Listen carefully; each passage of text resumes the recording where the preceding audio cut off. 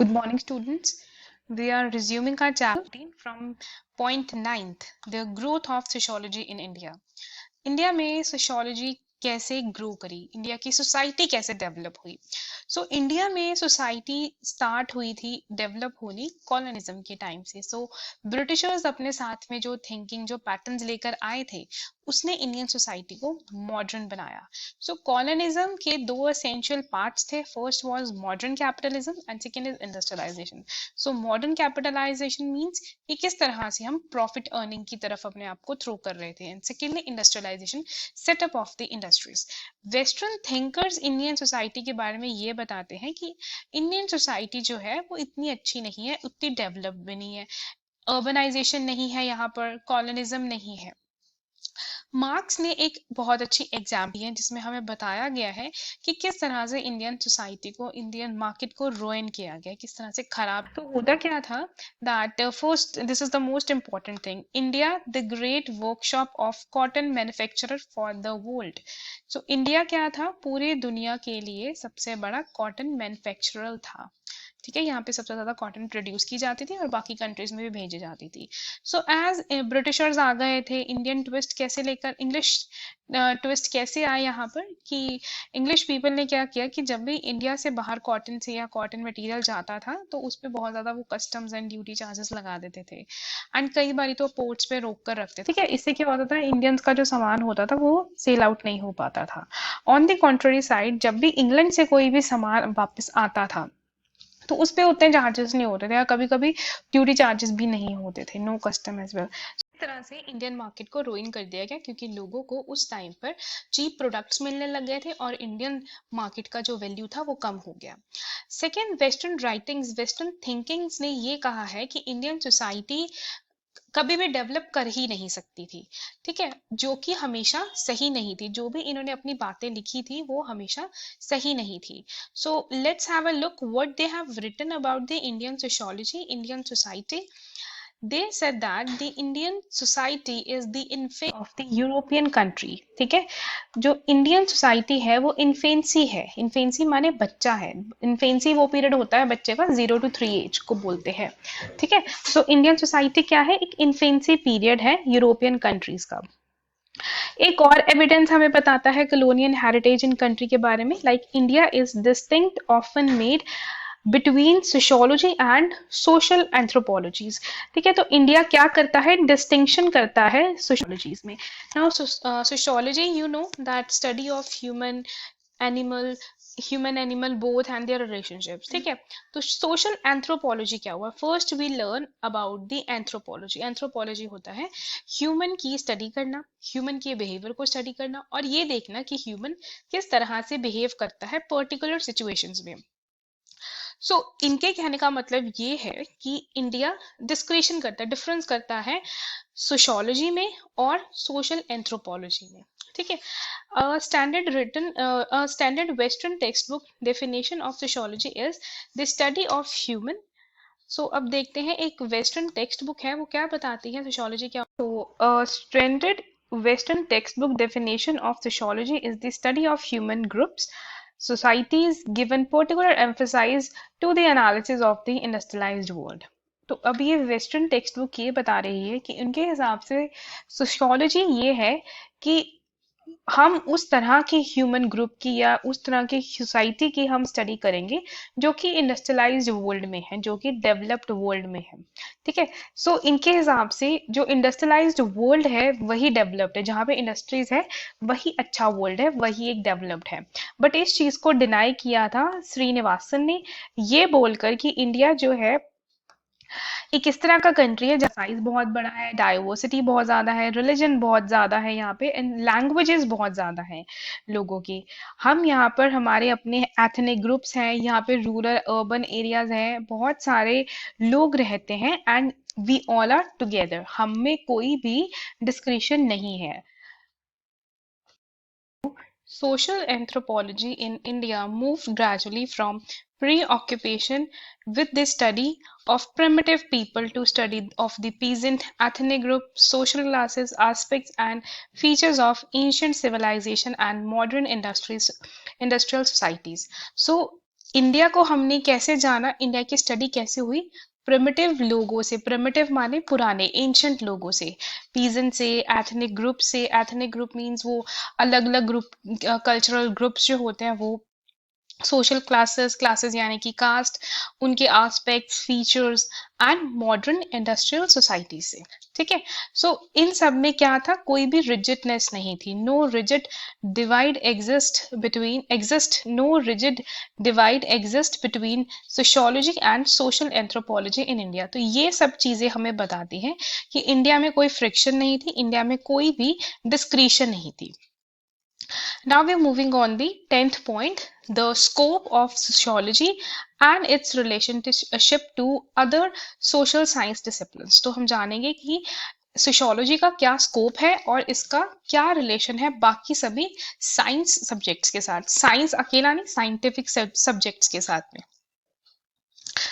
The scope of sociology studies is wide extreme. जो sociology की study है वो बहुत ज़्यादा बड़ी है। It can focus analysis on interaction between individual such as shopkeeper with customer, between teacher and student, between two friends और family. So ये बता रहे हैं कि सोशियोलॉजी क्या है, एक तरह का इंटरेक्शन है जो कि हम हर टाइम किसी ना किसी से करते रहते हैं, कि जैसे कि शॉपकीपर के साथ में, टीचर्स के साथ में, अपने फ्रेंड्स के साथ, फैमिली मेंबर्स के साथ में। सो हर एक इंटरेक्शन प्रोसेस में क्या होता है, सोशियोलॉजी होता है।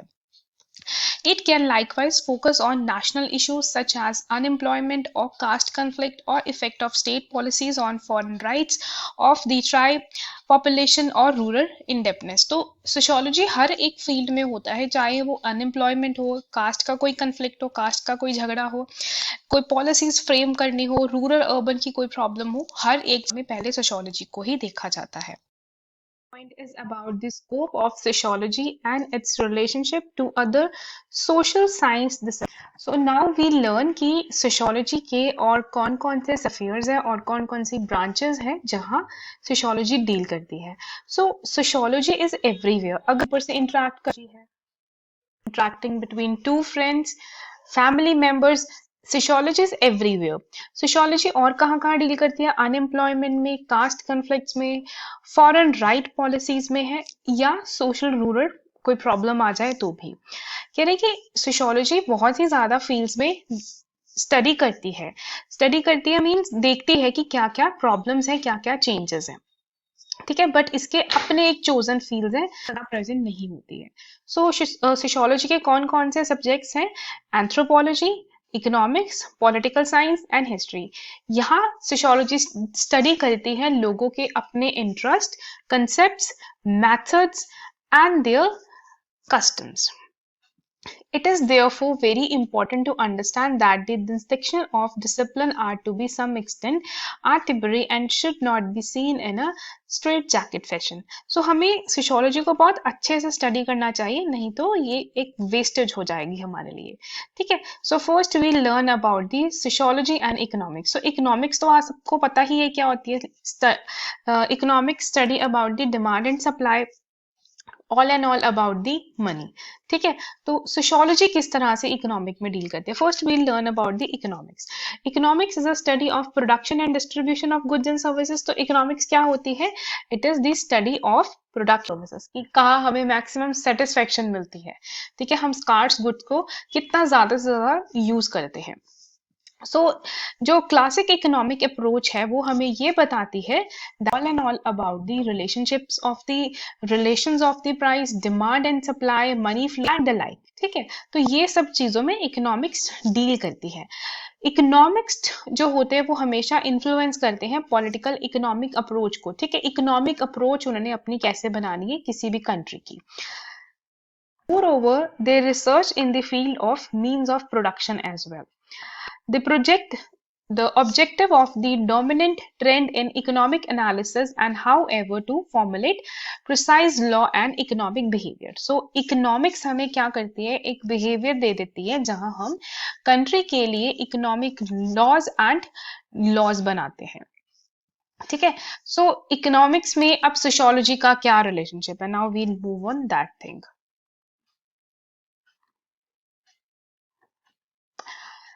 The sociology on the context of social norms, values, practices and interest. तो sociology क्या स्टडी करती है? social norms करती है, values, practices and interest किसी भी पर्टिकुलर social group या कास्ट के।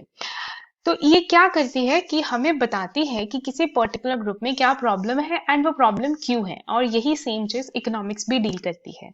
अब सोशियोलॉजी किस तरह है? जो मैनेजर्स होते हैं वो बहुत ही ज्यादा कनिंग होते हैं, बहुत इंटेलिजेंट होते हैं, वो एडवर्टाइज करते हैं ताकि लोग उनके प्रोडक्ट को देखकर टेम्प्ट हो जाए और उस चीज को परचेज कर लें।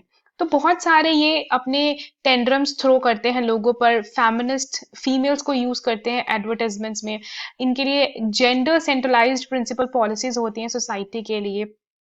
For instance they would look at how work in the home is link to productive outside. तो किस तरह घर की चीजें जो होती हैं वो इस तरह से वो पोर्ट्रे करते हैं कि घर की चीजें हैं, किचन में इस्तेमाल आने वाला सामान है, आप खरीद लीजिए, आपको बहुत ज्यादा फायदा होगा।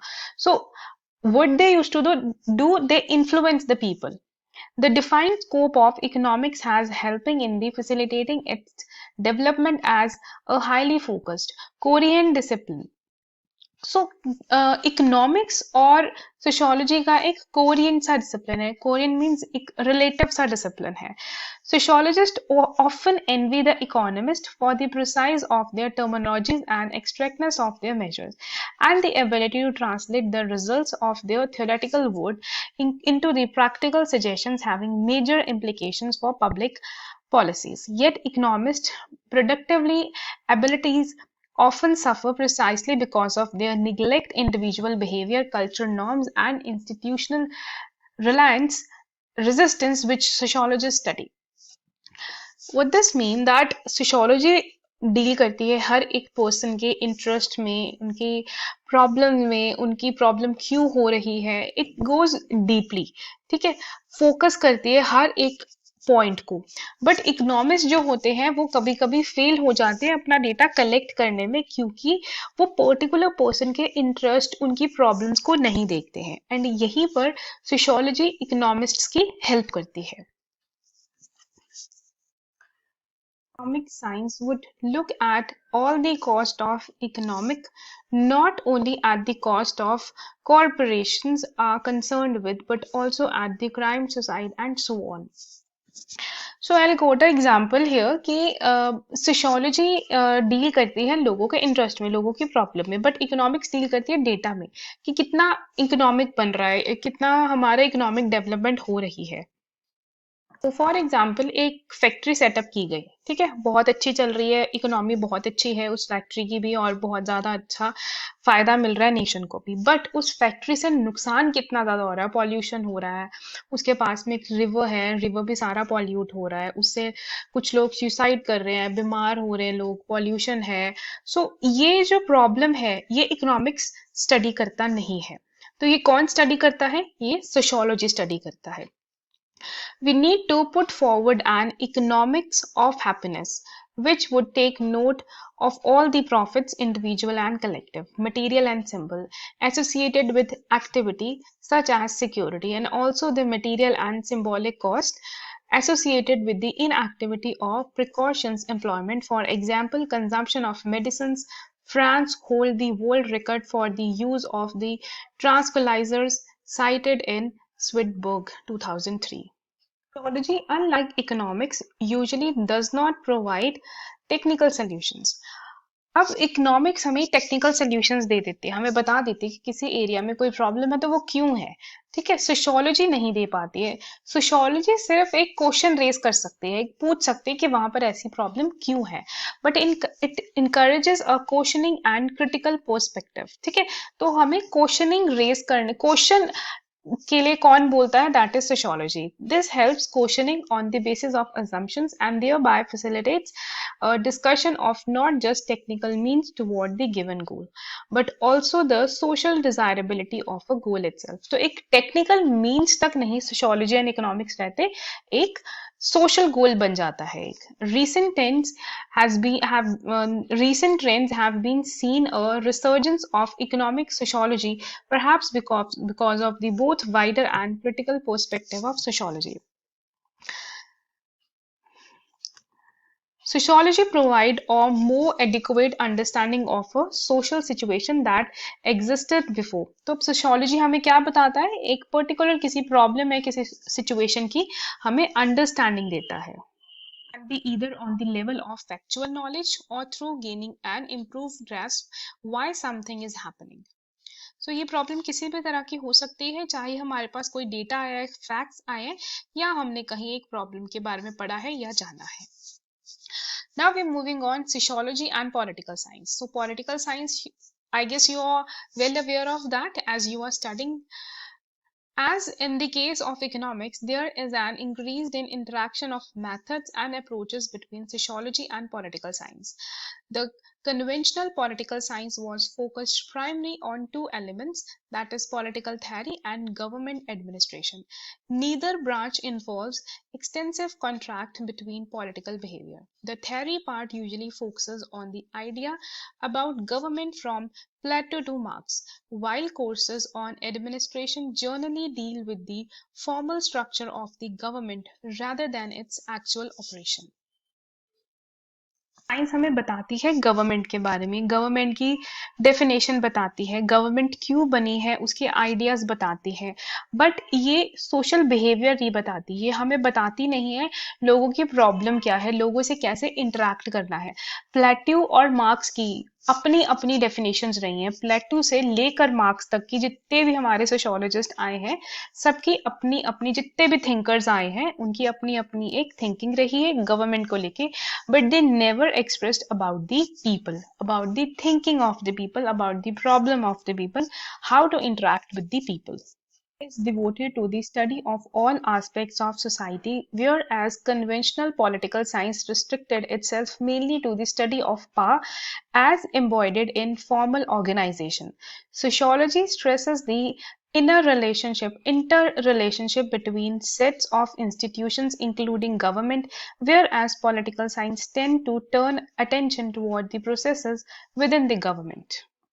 सोशियोलॉजी स्टडी करती है एस्पेक्ट्स ऑफ सोसाइटी, सोसाइटी के बारे में करती है, एंड पॉलिटिकल साइंस क्या स्टडी करती है, only the study of power. ठीक है, सोशियोलॉजी स्ट्रेस करती है inter relationship between the sets of institutions including government, government और बाकी जितने भी इंस्टीट्यूशंस हैं उन सबके रिलेशन के बारे में सोशियोलॉजी स्ट्रेस करती है. बट पॉलिटिकल साइंस किस चीज में सिर्फ रहती है, किस चीज में उसका अटेंशन रहता है, only in the processes with in the government, government के अंदर के जो प्रोसेस हैं उन सब चीजों में ही ये डील करती है. Like marks, Weber worked in what can as the political sociology. So अब हमारे ने political science और sociology को study किया है इकट्ठे, that is Max Weber. The focus of political sociology has been increasingly on the actual study of political behavior. So political sociology क्या हुई? Political behavior. Even the recent Indian election has seen the extensive study of political pattern of voting. So ये देखिए सबसे बड़ा example हमारे पास अब ये आया है पॉलिटिकल सोशियोलॉजी का. Indian elections one has been seen the intensive study of political patterns of voting. So अब ये बोल रहे हैं कि वोटिंग से हमें पता लगता है, जो इलेक्शंस की वोटिंग होती है उससे पता चलता है कि पॉलिटिक्स में सोशियोलॉजी कितना ज्यादा है, क्योंकि वहां पर अलग अलग कम्युनिटी के लोग आते हैं. हम वहां पर ये देखते हैं किस कम्युनिटी ने किस पर्टिकुलर लीडर या किस पर्टिकुलर रिप्रेजेंटेटिव को सबसे ज्यादा वोट किया. Studies have also been conducted in membership of political organization, process of decision making in organization, sociological reasons for support of political parties, the role of gender in political science, etc. So ये बताया जा रहा है कि बहुत सारी studies भी होती है कि क्यों इस तरह होता है, किस तरह से इसके आगे रूल्स एंड रेगुलेशंस फॉर्म किए जाएं. ठीक है, and students, that's all for today. If you have any sort of problem, please do message me. Thank you so much.